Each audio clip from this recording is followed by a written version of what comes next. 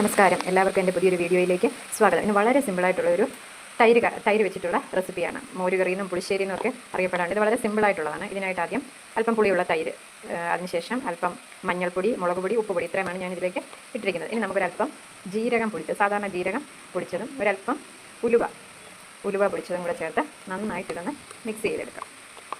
എല്ലാം നല്ലതായിട്ടൊന്ന് മിക്സ് ചെയ്തെടുത്തിട്ടുണ്ട്. ഈ സമയം ഉപ്പ് ആവശ്യമാണോ നോക്കുക. പിന്നെ അധികം മഞ്ഞൾപ്പൊടി ഇടരുത്. മഞ്ഞൾ കളറങ്ങ് ചൂടാകുന്ന സമയത്ത് മഞ്ഞൾ കളർ ഒത്തിരി ആയി പോകും. അത് കാരണം ഒരു നുള്ളു മഞ്ഞൾപ്പൊടി ഇട്ടാൽ മതി. അതിനുശേഷം ഇനി നമുക്കിതൊന്ന് കടുക് താളിക്കാം. കാച്ചാനായിട്ട് ഒരു പാൻ ഗ്യാസിൽ വെച്ച് ഒരല്പം എണ്ണ ഒഴിച്ച് കടുകും വറ്റൽമുളകും ഇട്ടിട്ടുണ്ട്. ഇനി അതൊന്ന് പൊട്ടി വരുമ്പോഴേ നമുക്ക് ഈ മോര് അതിലേക്ക് ചേർത്ത് കൊടുക്കാം.